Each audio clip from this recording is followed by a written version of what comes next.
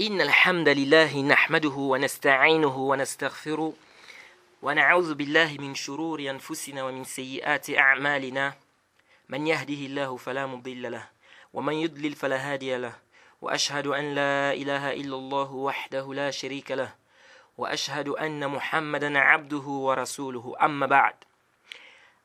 Louange à Allah, le maître des circonstances, on le loue pour tout ce qu'il nous accorde et on lui demande de déverser ses grâces et ses bénédictions sur le prophète Mohammed sallallahu alayhi wa sallam, sa famille, ses compagnons et tous ceux qui l'ont suivi jusqu'au jour du jugement dernier.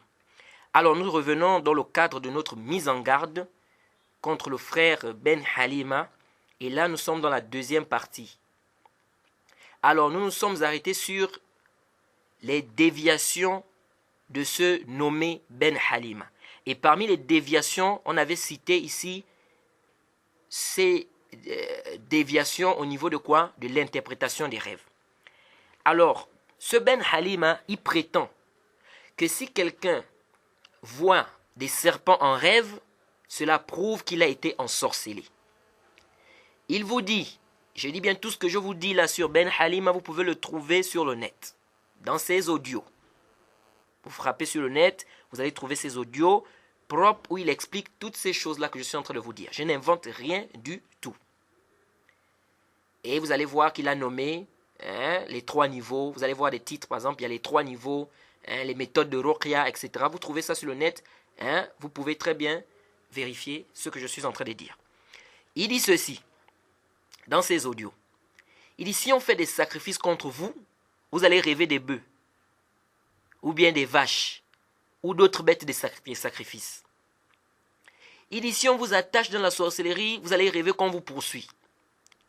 Il dit, si on vous envoie des djinns, vous rêvez des chiens. Il dit, si on met la sorcellerie dans l'eau, vous rêvez de l'eau. Si on met la sorcellerie sur un arbre, vous rêvez que vous tombez du haut. C'est-à-dire vous tombez d'un endroit un peu très élevé. Si on met la sorcellerie au cimetière, vous rêvez des morts. Si on prend les traces de vos pas pour faire de la sorcellerie, vous rêvez des voitures. Si on vous envoie des djinns pour bloquer l'enfantement, etc., vous faites des rêves érotiques ou des rêves sexuels. Bon, regardez comment les gens sont en train de s'égarer. Regardez comment ils interprètent les rêves des gens. Est-ce que vous voyez la gravité? Donc, quelqu'un ne peut plus faire un mauvais rêve. On va dire quoi? Il est ensorcelé. Parce qu'il a fait un mauvais rêve. Donc, si quelqu'un fait un mauvais rêve où il voit des chiens, c'est qu'il est en sorcellerie. Il a été ensorcelé. Si quelqu'un fait un mauvais rêve où il voit qu'il est en train de tomber ou bien on le poursuit, c'est qu'il est en sorcellerie. Mais tout ça, Ben Halim a eu tout ça. Aucun dalil dans ça. Aucun dalil dans ce que quoi? Dans ce que Ben Halima est en train de rapporter.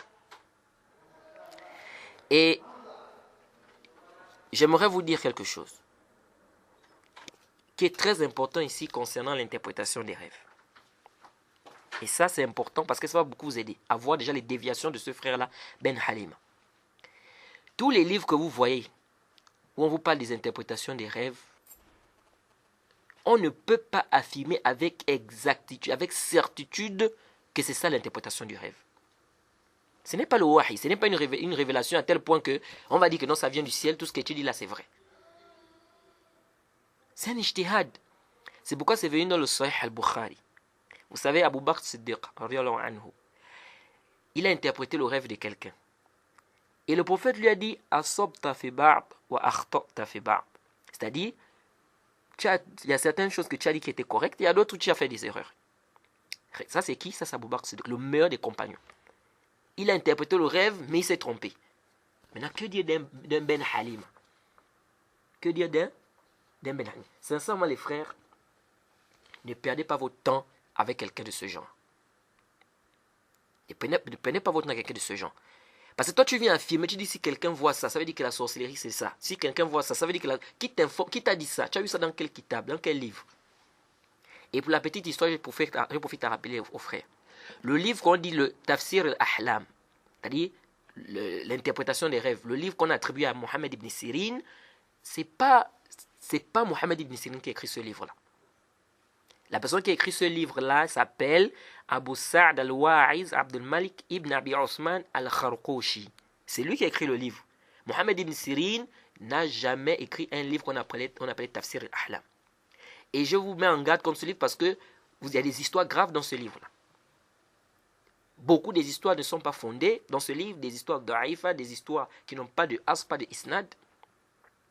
Comme par exemple l'histoire qu'on rapporte beaucoup, on rapporte ça beaucoup aux gens, soit disant que quelqu'un est venu voir Mohammed ibn Sirin, il lui a dit qu'il a fait un rêve où il a vu, il faisait l'azan, il y a une autre personne qui est venue, s'il a fait un rêve, il faisait l'azan, et Mohammed ibn Sirin a dit à un que toi, on va te couper la main, tu es un voleur, et toi tu vas faire le pèlerinage. Ça c'est une histoire, la isnad alaha.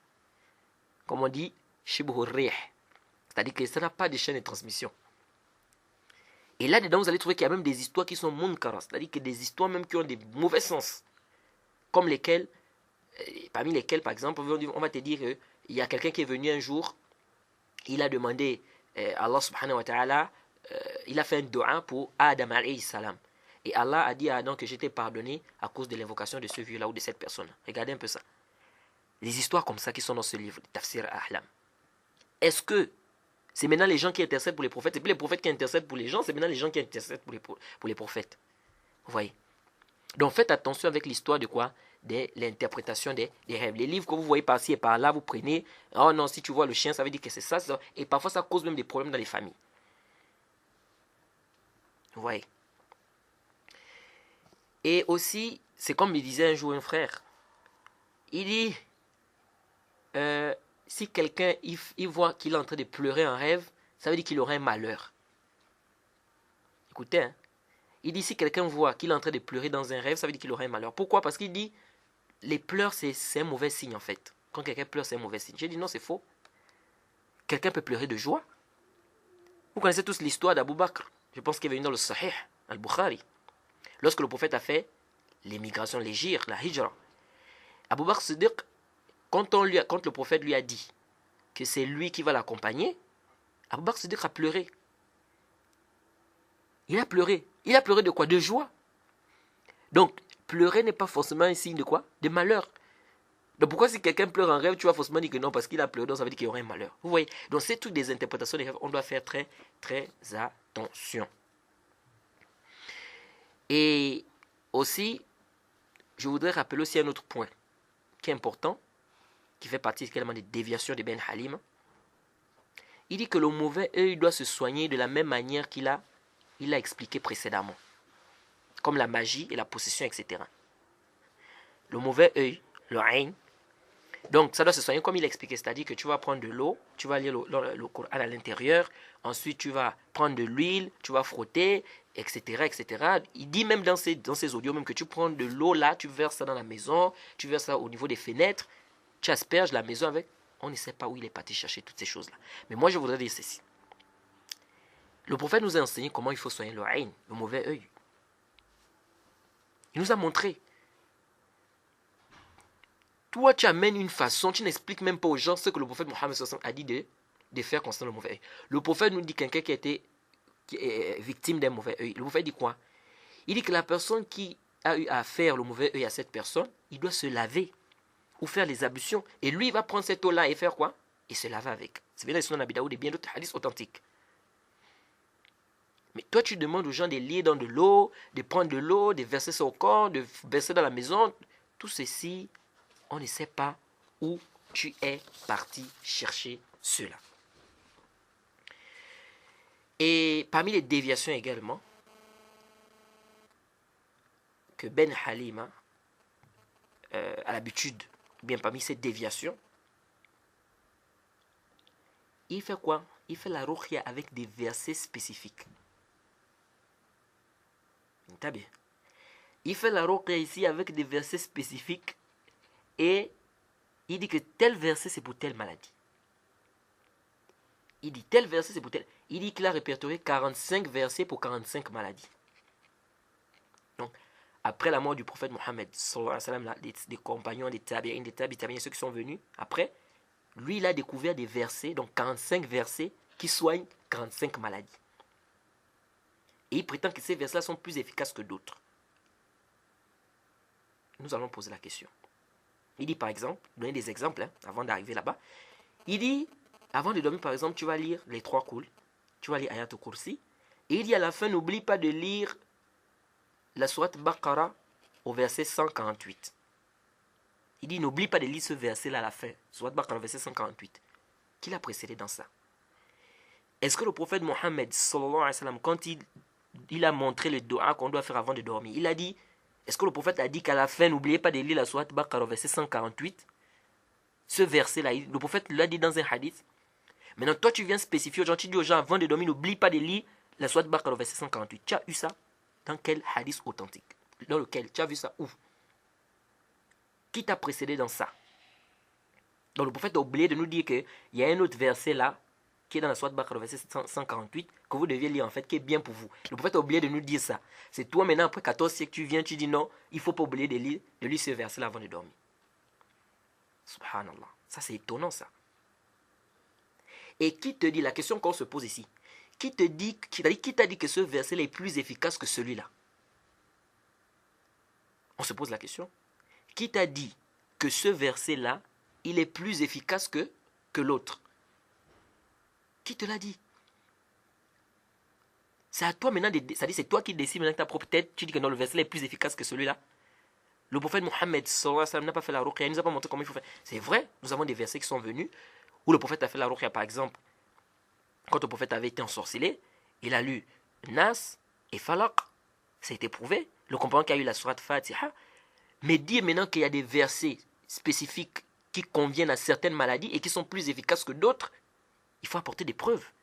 Allah était plus que clair dans le Coran. وَقُلْ جَاءَ الْحَقُّ وَزَهَقَ الْبَاطِلِ إِنَّ الْبَاطِلَ كَانَ زَهُوقًا وَنُنَزِّلُ مِنَ الْقُرْآنِ مَا هُوَ شِفَاءٌ وَرَحْمَةٌ لِلْمُؤْمِنِينَ وَلَا يَزِيدُ الظَّالِمِينَ إِلَّا خَسَارًا. Allah était plus que clair dans le Coran. La vérité est arrivée, le mensonge a disparu. Car le mensonge est appelé à disparaître. Et nous avons fait descendre dans ce Coran ce qui est une guérison et une miséricorde pour les croyants. Une guérison. C'est-à-dire le Coran est shifa. Tout le Coran est une guérison. Tout le Coran est une guérison. Donc ça veut dire que peu importe le verset que tu vas utiliser pour faire la ruqya. Donc venir spécifier des gens des versets et dire que ce n'est que ces versets-là qu'ils doivent utiliser, ou bien dire que c'est les versets qui sont les plus efficaces, il faut une burhan, il faut un dalil, il faut une preuve. Si tu n'as pas de preuve, nous allons te dire vraiment mon frère, ce que tu viens de dire là, on n'en a pas besoin, prends ça, mets ça à côté. Pourquoi? Parce que ici, là, c'est pas à toi de nous dire quel verset qui est meilleur, qui est plus efficace que d'autres dans la ruqya, sachant très bien que le prophète Mohammed ne nous a pas dit cela, les compagnons n'ont pas dit cela, les tabi'in n'ont pas dit cela. Donc toi, tu ne peux pas nous apporter quelque chose qui est meilleur pour nous que le prophète Mohammed sallallahu alayhi wa sallam ne nous a pas eu à voir ou bien ne nous a pas informé. Donc, spécifier des versets et dire que ces versets sont plus efficaces que d'autres. Sans un dalil, nous disons que ça là, on prend ça quoi? On met ça là, on rejette ça avec la toute dernière énergie. Je dis bien on rejette avec la toute dernière énergie. Il dit encore des choses parmi les déviations de ce Ben Halima. Qu'est-ce qu'il dit? Il dit si tu vois un djinn, tu le fixes. C'est-à-dire que le djinn, il a pris la forme, par exemple, d'une personne. D'abord, on se demande, qui lui dit que celui-là c'est un djinn? Ça, c'est la première question qu'on pose d'abord. Il dit, si tu vois un djinn qui a pris la forme d'un être humain, tu le fixes. Qui lui a dit que c'est un djinn? Il a su ça comment? Parce que même Abu Huraira n'a pas su que c'était le djinn. Quand Shaitan est venu voler les dates dans le Sahih Bukhari, Abu Huraira n'a pas su. C'est le prophète qui lui a donné l'information en disant que tu sais qui est venu te voir là, c'est le Shaitan. Donc même Abu Huraira n'a pas su. Mais lui, ce qui est étonnant, c'est que lui découvre. Donc il dit, si tu vois le djinn, il va te dire, non, mais il peut me dire que lui-même il a un djinn. Il peut te dire, mais qu'est-ce qui nous prouve que ce qu'il dit est vrai? Vous voyez? Il dit, non, si tu vois le djinn dans sa forme, ou dans une forme, tu le fixes dans les yeux. Il dit, le djinn là ne peut pas bouger. Il ne peut pas partir. Il dit, le djinn ne peut partir que si tu tournes le dos. Il dit, mais si tu ne tournes pas le dos, il est là, il ne peut pas bouger. Donc tu le fixes dans les yeux, il ne bouge pas. Donc c'est comme si tu l'as hypnotisé. Regardez les choses qui... C'est-à-dire ce gars-là, quand vous écoutez, vous voyez à quel point il est égaré. Il dit, tu le fixes dans les yeux. D'abord, comment il a su qu'il est djinn, que celui-là c'est un djinn, on ne sait pas. Il dit, tu le fixes dans les yeux, il ne peut pas bouger, il ne peut bouger que si tu tournes le dos. Et il dit, il ne peut pas s'enfuir. Il dit, une fois que tu l'as fixé, il dit, qu'est-ce que tu fais maintenant? Ici, il dit, tu lis maintenant le Coran. Il dit quoi? Il dit, tu fais quoi? Tu lis maintenant le Coran. Donc là, maintenant, tu vas le tuer. Regardez un peu des choses comme ça. Qui a dit à Ben Halima toutes ces choses-là? Vous voyez comment quelqu'un est égaré?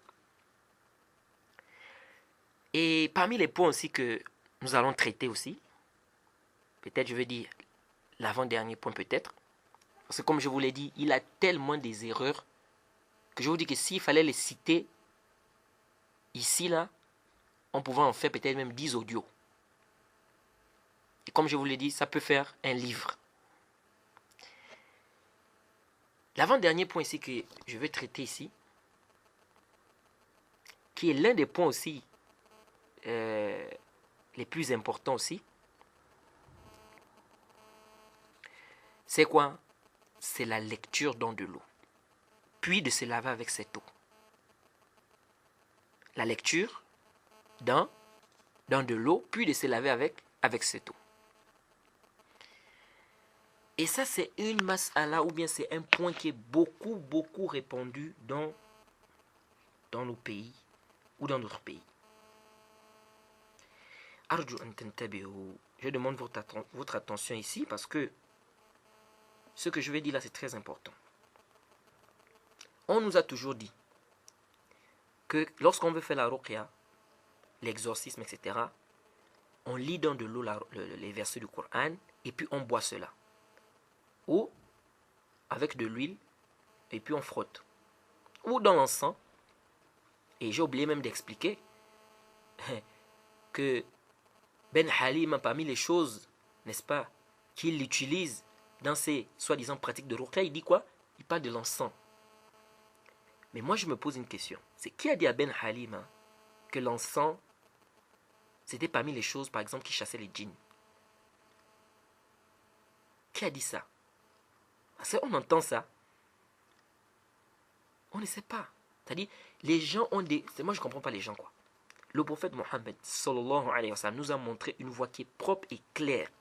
Pourquoi les gens veulent laisser cette voie pour aller suivre une voie qui n'a rien à voir avec la voie du prophète Mohammed, sallallahu alayhi wa sallam?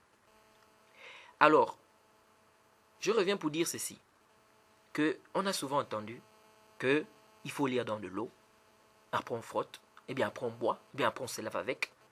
Et sincèrement, oui, nous disons il y a des grands savants qui l'ont dit. Nous disons oui, il y a des grands savants qui l'ont dit, tels que le Cheikh Abdelaziz bin Baz, rahimahullah, tel que Ibn Qayyim, rahimahullah, et on rapporte même qu'Ibn Qayyim qu'il a lu la Fatiha dans de l'eau lorsqu'il était à la Mecque et il a été guéri. Donc il y a des grands savants qui le disent, qu'on lit le Coran dans de l'eau et puis on boit, ou bien on verse ça, on se lave comme notre cher Ben Halim est en train de dire. Donc de lire dans de l'eau ou bien de verser ça. Et j'aurais même appris qu'il y a certains qui lisent dans de l'eau, dans des bidons, et puis ferment et ils vendent ça aux gens. Bon, quand vous regardez un peu la voie des salafs, quand vous regardez un peu les compagnons du prophète, quand vous regardez un peu les tabi'in, ils faisaient ça. Ils lisaient dans de l'eau, ils mettaient ça dans des bidons, et puis ils vendaient ça aux gens. C'est-à-dire, je ne comprends pas les gens. Ici, là, nous avons un hadith dans lequel certains savants s'appuient, ou bien un hadith que beaucoup de gens disent, que ça montre qu'on peut lire dans de l'eau. Comme je vous l'ai dit, il y a des grands savants qui le disent. Mais après avoir fait des recherches, on s'est rendu compte que cette parole n'a pas de dalil. Je répète, cette parole n'a pas de dalil. Il n'y a aucun dalil authentique, clair, sur le sujet. Nous disons que quand on veut faire la ruqya, on doit lire dans de l'eau.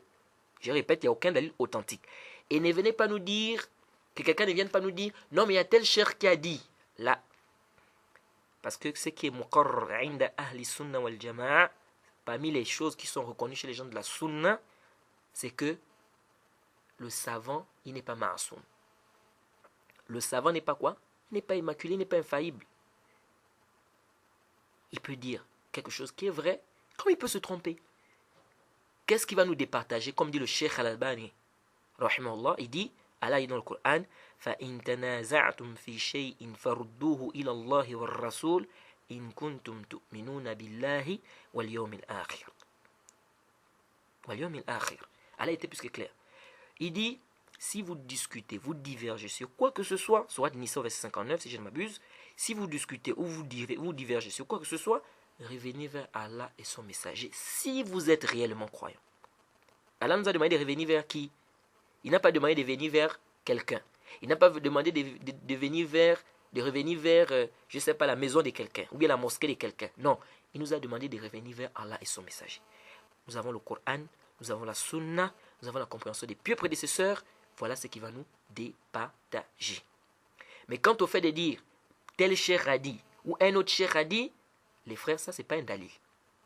C'est pas ça le dalil. Le dalil, tu dois me dire le prophète a dit, Allah a dit. Les compagnons ont expliqué comme ça, mais ils ont dit comme ça. Mais venir me dire que tel cheikh a dit ça et prendre cela comme étant un dalil en soi, nous disons non. Ça fait partie du manhaj des gens de la sunna. Et toute personne qui a cette compréhension, toute personne qui a ce manhaj, qui sache qu'il est en erreur de penser que la parole d'un cheikh est un dalil en soi. Non. Alors, je l'ai bien dit tout à l'heure que les grands savants le disent. Il y a des grands savants qui ont dit qu'on peut lire dans de l'eau, etc., etc. Ça, on ne disconvient pas. Mais quels sont les dalils? Il y a un hadith qui est venu dans les Sunan. Abi Daoud, Nasa et bien d'autres. Le hadith de Sabit ibn Qais, ibn Shammas. Le hadith, il est min tariq Yusuf ibn Muhammad ibn Sabit ibn Qais. An abihi, an jaddihi, marfu'an. Il dit Anna Rasulullah sallallahu alayhi wa sallam dakhala alayhi wa huwa marid. C'est-à-dire le prophète est rentré chez Qais. Wa huwa marid. Il était malade. Faqal ikshif al-ba's Rabb an-nas عن ثابت ابن قيس ابن شماس ثم أخذ ترابا من بطحان فجعل في قدح ثم نفس عليه بماء وصبه عليه. Intabih. Ici, il a fait très attention ici. Et je demande votre attention. On nous dit ceci dans ce hadith, que le prophète est rentré chez Qais.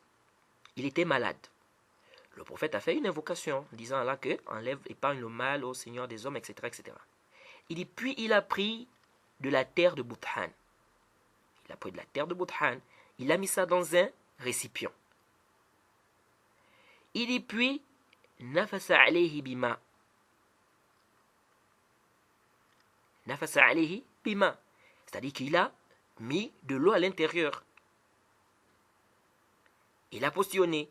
Fasabba alayhi. Il a versé ça sur Thabit ibn Qais. Ce hadith, c'est un hadith qui est da'if. Je répète, ce hadith est un hadith da'if. Ce n'est pas un hadith authentique. Le cheikh Mohammed Nasr Din al-Albani, rahimahullah, il a dit que ce hadith est un hadith da'if. C'est pourquoi quand on a posé la question au cheikh al-Albani, et cet audio vous pouvez le trouver sur le net, sur le fait de lire dans de l'eau. Quelqu'un lui a demandé qu'il y a des gens qui disent qu'il y a des salafs qui l'ont fait. Il dit, quant au fait de dire qu'il y a des salafs qui l'ont fait, c'est-à-dire les compagnons, les tabi'in, ou bien de dire que le prophète l'a fait, il dit non. Il dit, mais si vous dites qu'il y a des savants qui l'ont dit, il dit oui. Il dit, mais dire qu'il y a les compagnons qui l'ont fait, ou bien le prophète Mohammed l'a fait, il dit non. Et ce hadith, c'est un hadith qui a été rendu faible par le cheikh al-Albani, rahimahullah. Vous avez trouvé que certains m'ont dit le hadith authentique. Et nous disons, les khilaf des savants sur l'authenticité d'un hadith ou la faiblesse d'un hadith, c'est comme les khilaf des savants dans les masaïl de fiqh. Ça veut dire quoi ici?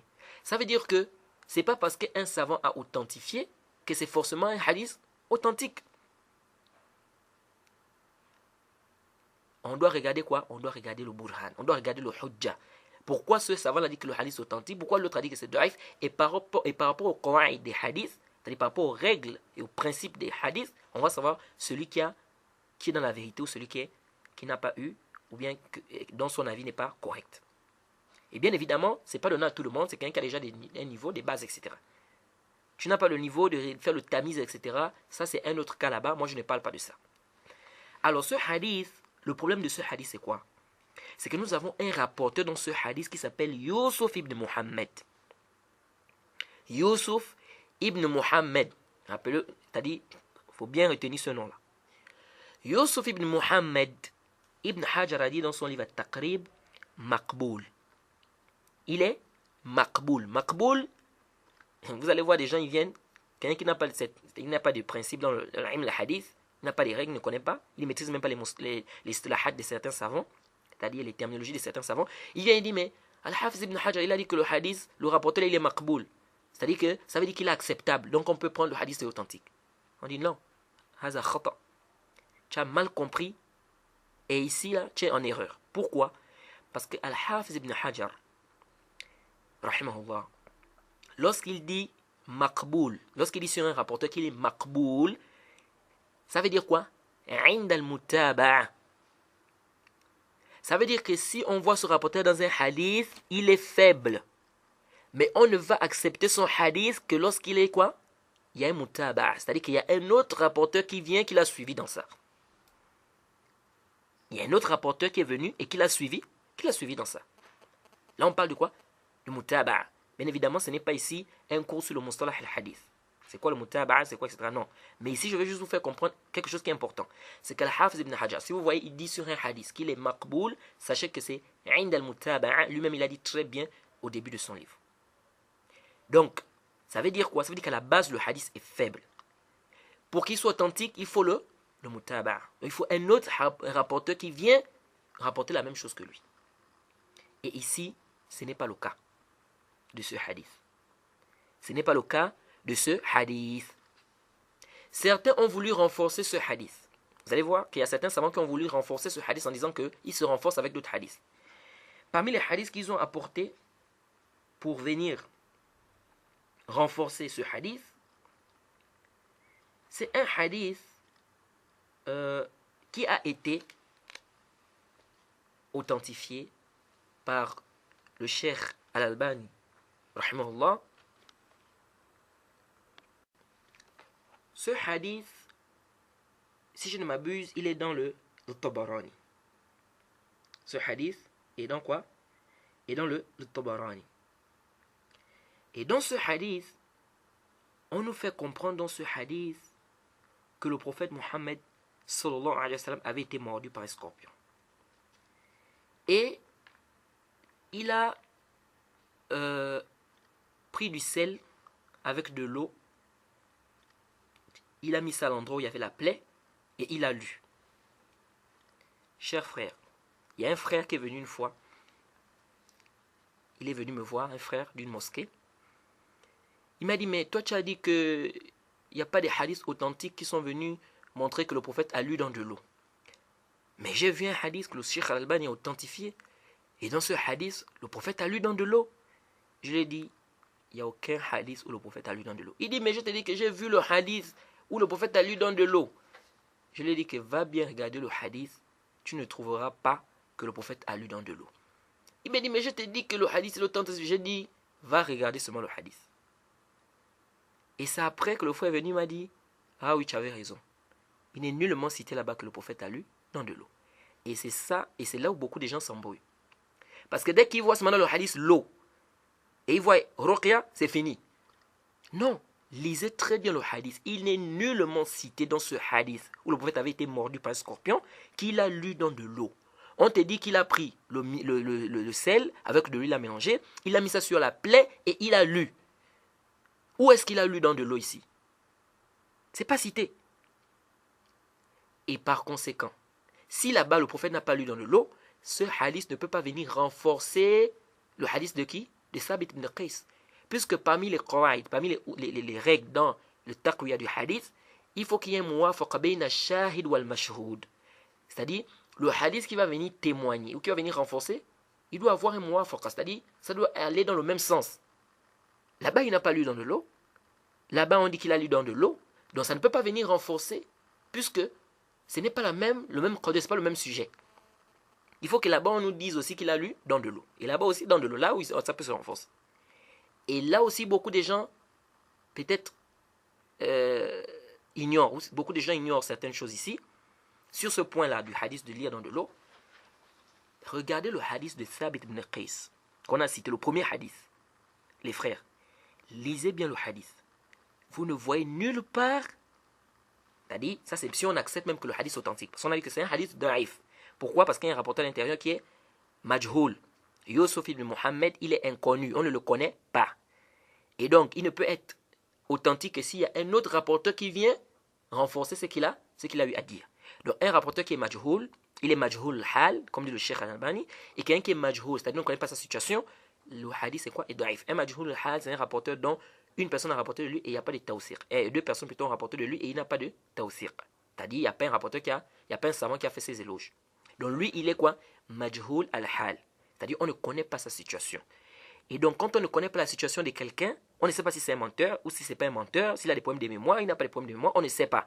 Donc, on ne peut pas prendre un hadith d'une personne qui vient, qui nous rapporte quelque chose dont on ne connaît pas sa situation. Raison pour laquelle les savants des hadiths ont daïfé ce hadith.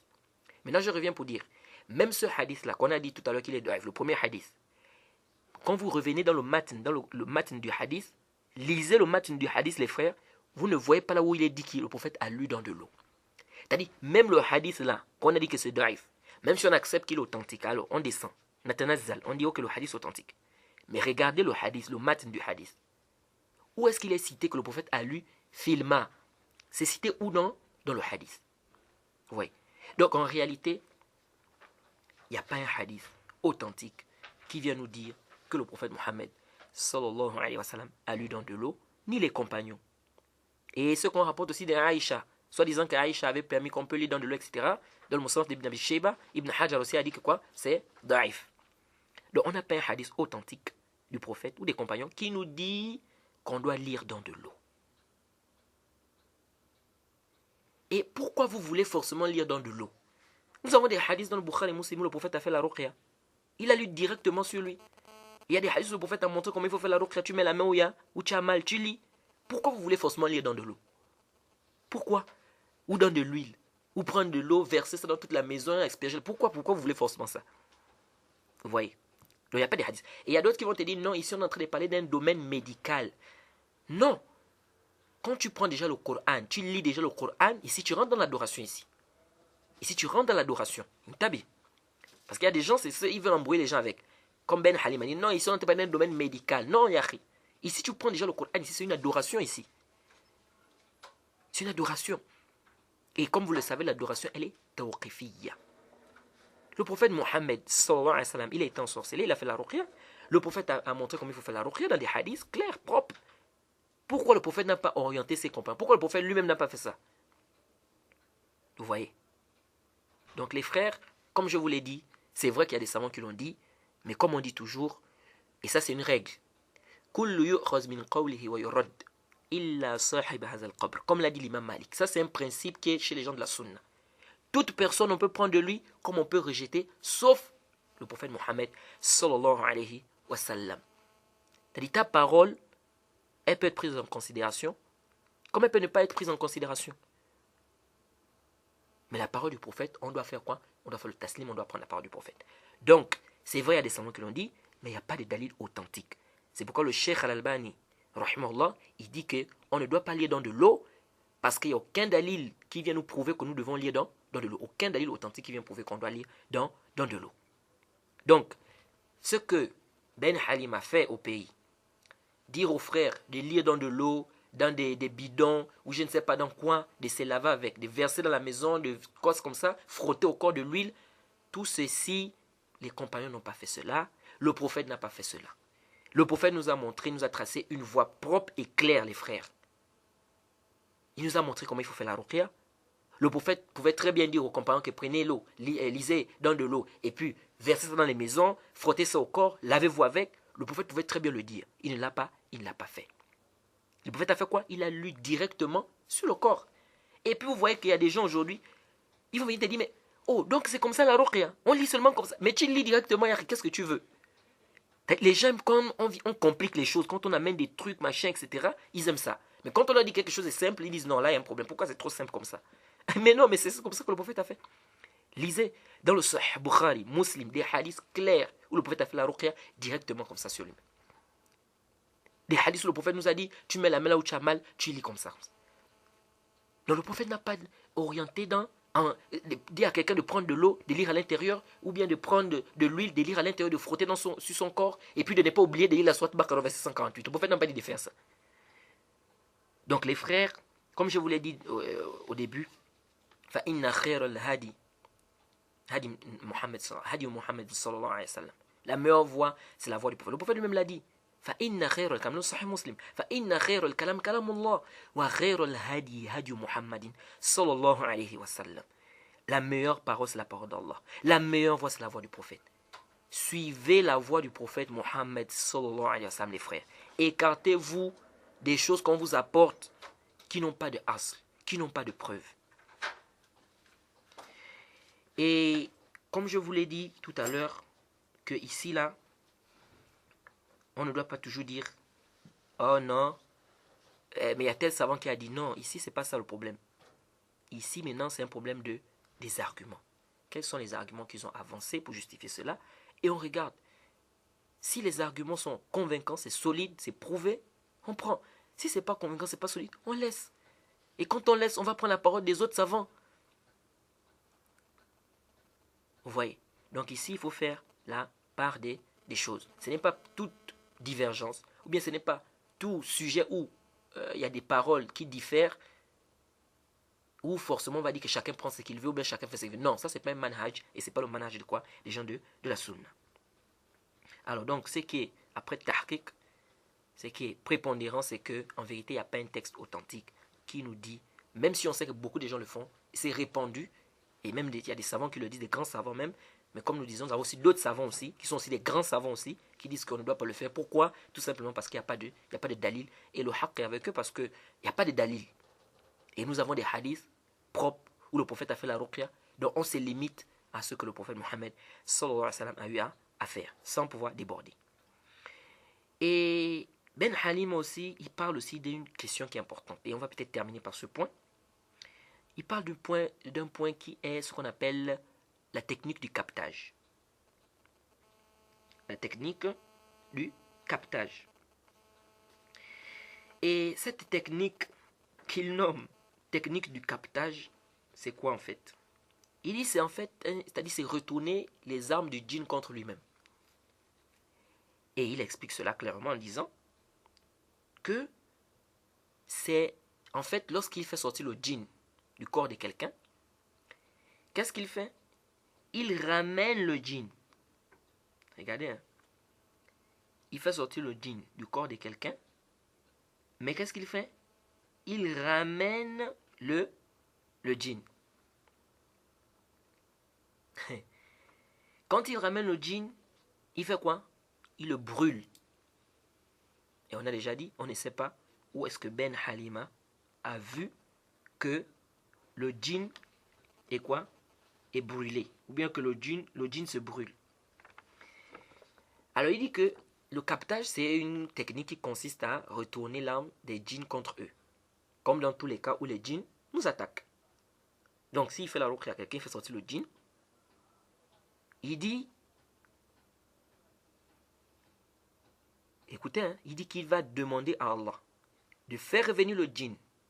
Ensuite, il va lire un verset du Coran où Allah dit Aynama takunu ya'ti bikumullah jami'a.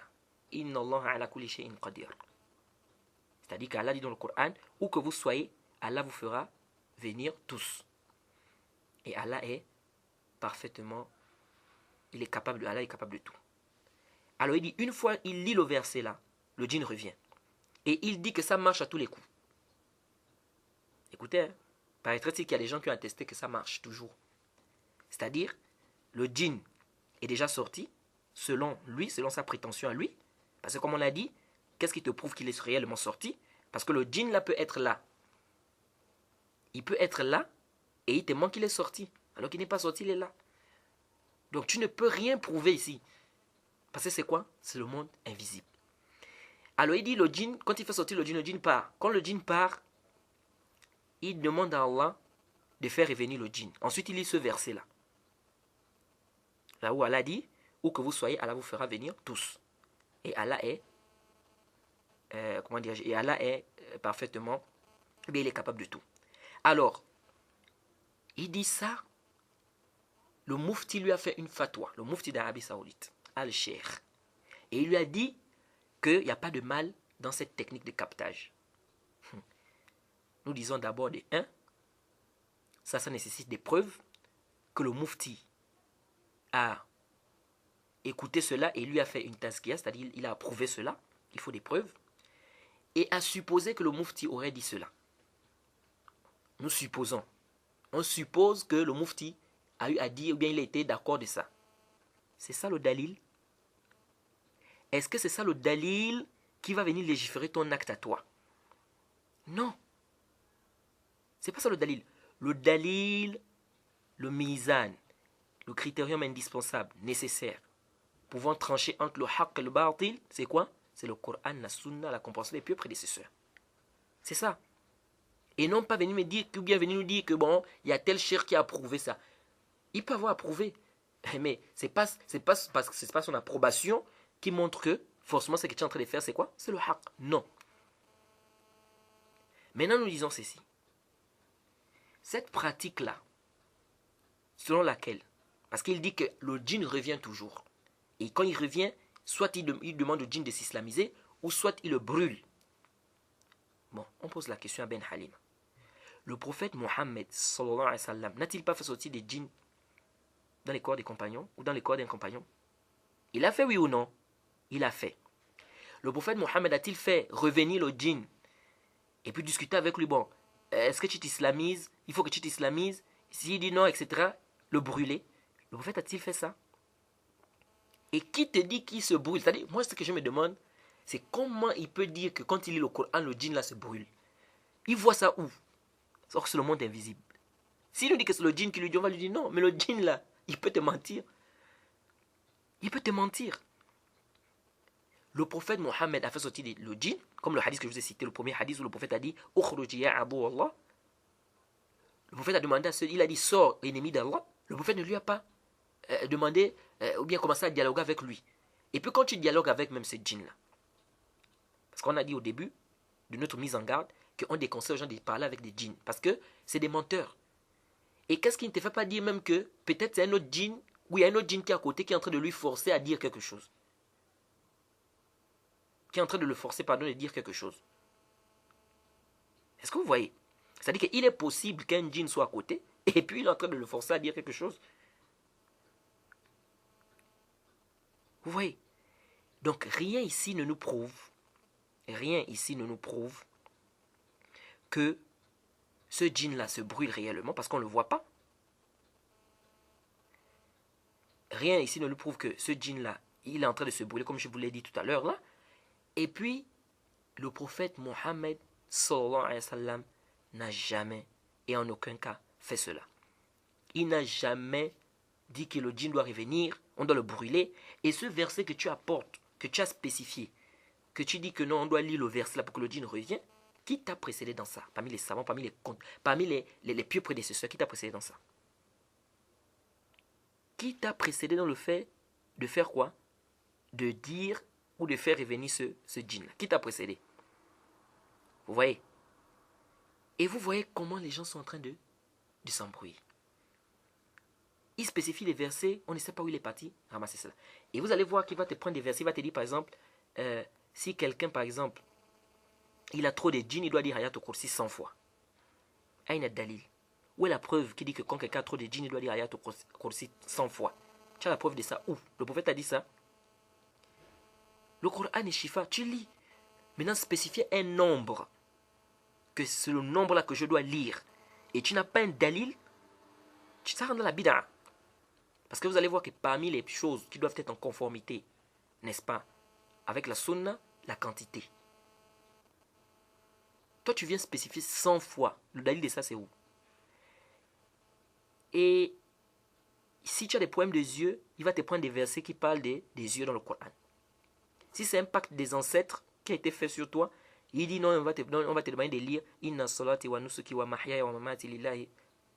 Regardez, hein. Il dit on va lire le verset là. C'est ma prière, mon immolation, ma vie, etc. C'est pour Allah subhanahu wa ta'ala. Voilà le verset que tu vas lire si c'est un pacte des ancêtres. Il dit si c'est un enfant handicapé qui ne marche pas, on va lire le verset où Allah dit وَلَقَدْ خَلَقْنَا الْإِنسَانَ فِي أَحْسَنِ تَقْوِيمٍ. On a créé l'homme dans la forme la plus parfaite. Hein? Donc il dit ce sont ces genres de versets là que tu vas lire. Et si on a mis la sorcellerie dans une marmite. Et on a mis la sorcellerie dans une marmite, peut-être tes cheveux, machin, etc. On a mis ça dans une grande marmite. Tu vas lire وَقَدِمْنَا إِلَى مَا عَمِلُوا مِنَ عَمَلٍ فَجَعَلْنَاهُ هَبَاءً مَنْثُورًا. Ou Allah a dit, nous allons prendre les œuvres qu'ils ont eu à faire et nous allons faire quoi? Anéantir cela. Regardez, hein. Donc il joue avec des versets. Il prend des versets et il veut venir, c'est-à-dire spécifier ça pour certaines maladies. Allah est en train de parler des œuvres des mécréants. Lui, maintenant, il amène ça dans sa ruqya ou dans ces trucs de charlatanisme. Il vient dire aux gens que il faut lire ça ici parce que la magie là qu'on t'a fait, c'est dans une marmite. Donc, on va détruire la marmite là. Donc, on va venir lire le verset là. Regardez des choses comme ça. C'est-à-dire, qui lui a dit que ce verset là convient à ça et non pas un autre? Qui lui a dit que ce verset convient à celui-là et non pas celui-là? Qui lui a donné cette information? C'est pas ça. Tu as un peu mal à la tête, on va prendre un verset qui parle de la tête. Tu as mal aux yeux, on va prendre un verset qui parle des yeux. Si tu as mal aux pieds, on va prendre... Non, c'est pas comme ça. Tout ceci, c'est inventer des choses sur Allah subhanahu wa ta'ala. Alors, quant à la technique de captage, nous disons tout simplement que cette technique de captage ne fait pas partie de la voie de nos pieux prédécesseurs. Soi-disant qu'on doit prendre le djinn, on doit prendre le djinn, on doit l'attraper, on va lire sur lui, on le brûle, etc., etc. Le prophète nous a enseigné qu'il faut faire la ruqya. On fait la ruqya pour faire sortir le djinn. Maintenant, s'il y avait un bien dans ça, d'attraper le djinn, le brûler comme toi tu dis, on ne sait pas qui lui dit que le djinn se brûle, l'attraper, le brûler comme tu dis là, le prophète devait nous le dire. Ou de le tuer, le prophète devait nous le dire. Le prophète ne nous a pas enseigné cela. La meilleure voie, c'est la voie du prophète Mohammed sallallahu alayhi wa sallam. Donc les frères, je vous déconseille, avec la toute dernière énergie, de ne pas se lancer dans ce genre de pratique qui n'est pas clair. Parce que lui dit non, ici c'est clair, c'est le Coran. Non, il ne sait pas que même les charlatans, ils travaillent avec des versets du Coran, des hadiths. Il ne sait pas ça. Qu'il y a des charlatans, ils t'amènent des versets, des hadiths et tout, ils te disent voilà. C'est le Coran, il n'y a rien, c'est le Coran. Donc c'est des trucs qui ne sont pas clairs. Et il ose s'argumenter du hadith d'Abu Huraira. Regardez, hein. Où Abu Huraira a attrapé le shaitan. Il voulait l'amener chez le prophète. Lorsque l'histoire qu'on a parlé récemment, c'est-à-dire que le shaitan est venu voler des dattes. Il a pris la forme humaine. Il ose s'argumenter de ça pour légiférer sa pratique du captage. Nous disons cette istidlal est nulle. Pourquoi l'istidlal est nulle? Abu Huraira ici, il a attrapé quelqu'un qui était visible, on pouvait attraper. Toi, tu veux dire aux gens d'attraper des gens, c'est-à-dire des choses qu'on ne voit pas. Soit disant de les brûler, de quoi, etc. Est-ce que l'istidlal que toi tu apportes est en conformité avec ce que toi tu pratiques ou ce que tu es en train de dire? Ça ne passe pas. Et puis, le prophète Mohammed a fait sortir le djinn dans le corps de ce compagnon-là. Pourquoi le prophète ne l'a pas fait revenir? Pourquoi le prophète ne... Et puis, regardez, hein. Il dit non, tu vas discuter avec lui, est-ce qu'il est musulman? Tu parles avec lui, tu lui fais la da'wa, jusqu'à ce qu'il va faire quoi? Jusqu'à ce qu'il va s'islamiser. Mais on dit ici, le prophète Mohammed, toi tu ne peux pas être plus... Tu ne peux pas aimer la guider des gens plus que le prophète. Est-ce que quand le prophète a dit à ce compagnon-là, lorsqu'il a dit que sort, quand il a fait la ruqya à ce compagnon, lorsqu'il a dit sort ô ennemi d'Allah, le prophète a-t-il discuté avec lui que bon, tu sors d'où? Qui t'a envoyé? Tu sors de quelle maison? Tu es de quelle religion? Est-ce que tu es musulman? Est-ce que tu es chrétien? Le prophète a fait tout ça.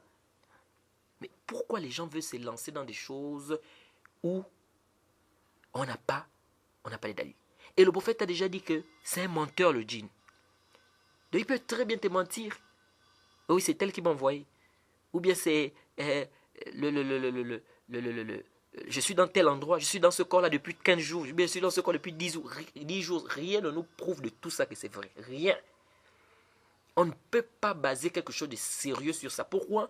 Parce que tout simplement, le prophète nous a informé que c'est un menteur et c'est un djinn, en plus tu ne le vois pas. Si déjà tu es incapable de voir parfois le mensonge d'une personne que tu vois, que tu peux toucher, quel est du mensonge quelqu'un que tu ne vois pas? Vous voyez? Donc les frères, ce frère-là, c'est un frère qui a des problèmes, hein, c'est un frère qui a des dérapages, qui est égaré, et nous nous mettons en garde contre ce frère-là, et nous disons bien avec force que ne l'écoutez pas, n'assistez pas à ses conférences, et tout ce qu'il amène comme pratique qui n'est pas prouvé par le Coran et la Sunna, nous nous désavouons de ça et nous rejetons cela avec la toute dernière énergie, tout simplement parce que ça ne fait pas partie de la voie du prophète Mohammed sallallahu alayhi wa sallam.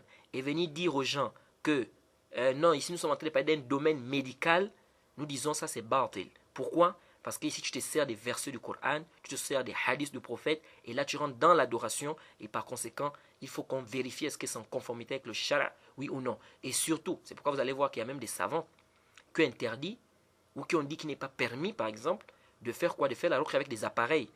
Vous allez voir les fatwas, là, Daima et bien d'autres, c'est-à-dire prendre un appareil et puis on balance ça comme ça, on dit qu'on fait la ruqya. Ils disent non, pourquoi? Parce qu'ils disent la ruqya a besoin d'une niyya. Il faut l'intention. Ce qui n'est pas le cas dans ce tasdil que tu es en train de mettre, dans ce Coran qui est en train de passer là. La personne qui a lu le Coran, il a lu ça, il était en train de faire la ruqya, il est en train de faire un tasdil du Coran. Vous voyez? Donc, ça c'est des choses qu'on doit bien comprendre. Hein? Que ici là, quand tu utilises déjà des versets du Coran, quand tu utilises déjà des hadiths de prophète, ici là tu rentres dans l'adoration. Parce que le Coran ici, c'est la lecture du Coran ici, c'est une adoration. Et par conséquent, nous devons vérifier comment est-ce que tu fais cette pratique-là. Si ce n'est pas en conformité avec le prophète, ce que le prophète a fait, si ce n'est pas en conformité avec ce que les compagnons ont fait, nous disons que c'est mardoun, nous rejetons ça sur toi et nous ne prenons pas cela. Parce que ce n'était pas connu des compagnons, ils n'avaient pas des versets spécifiques en disant non, on va faire sortir le djinn et puis il va revenir après avec un verset ou un autre verset. Et ils n'ont jamais été des spécialistes de ruqya pour dire qu'il y a un compagnon maintenant qui avait ouvert une clinique ou bien il faisait la dawa dans les pays, partait dans les pays, ils ouvraient des cliniques de ruqya, il faisait payer des gens. Ça, c'était pas connu des compagnons, c'était pas connu du prophète Mohammed sallallahu alayhi wa sallam. Et nous disons que la meilleure voie, c'est la voie du prophète. Nous nous limitons à ce que le prophète nous a demandé de faire. Il ne faut pas dépasser les limites. Donc venir amener des gens des choses que les compagnons n'ont pas fait, les tabi'in n'ont pas fait, ceux qui sont venus après n'ont pas fait. Nous disons ceci, que cela est une déviation de la voie du prophète Mohammed sallallahu alayhi wa sallam. Alors, je vous remercie et j'espère que cela sera bénéfique et profitable pour les frères. Et nous demandons qu'Allah nous guide, qu'Allah nous aide, qu'Allah nous donne la compréhension de la religion. Sincèrement, les frères, il faut qu'on préserve notre religion. On ne doit pas se laisser aveugler par toute personne qui arrive, qui commence à parler parce qu'il parle un peu l'arabe, qui amène des choses, etc. Et on commence à être ébloui et on commence à le suivre dans ça sans pour autant revenir à la compréhension des pieux prédécesseurs. Si on le fait, évidemment, on va s'égarer. C'est-à-dire que si on commence à écouter n'importe qui sans revenir vers les pieux prédécesseurs, on fait quoi? On s'égare. Et je répète encore pour terminer, les frères qui le soutiennent, les frères qui propagent, n'est-ce pas, sa da'wa, qu'ils craignent Allah et qu'ils sachent que cette personne est un égaré et qu'ils mettent en garde contre lui ou la moindre des choses qui s'écarte, qu'il s'écarte de lui. Parce que lorsqu'on voit un frère qui est chez certaines personnes considéré comme quelqu'un de la sunna et on le voit soutenir ce genre de personnes, qu'est-ce que les ignorants vont dire? Ils vont dire que donc effectivement celui-là, il est bien guidé. Pourquoi il est bien guidé? Parce qu'on est quelqu'un déjà qu'on estime, qui le suit, qui le soutient. C'est pourquoi les savants ont mis en garde contre le fait de s'asseoir avec les gens des sectes, les gens des bid'ah. Pourquoi? Parce que ça va, parmi les sagesses de ça, c'est que ça met dans le cœur de l'ignorant, n'est-ce pas, que cet égaré-là est sur le chemin droit, puisqu'il voit un frère qui est reconnu de la sunna marcher avec lui. Alors il s'est dit que bon, s'il marche avec lui, c'est qu'il considère que c'est une personne de la sunna. Alors on va s'arrêter par ici. On demande qu'Allah nous pardonne, qu'Allah nous facilite, qu'il nous guide. وسبحانك اللهم بحمدك وأشهد أن لا إله إلا أنت أستغفرك وأتوب إليك السلام عليكم ورحمة الله وبركاته.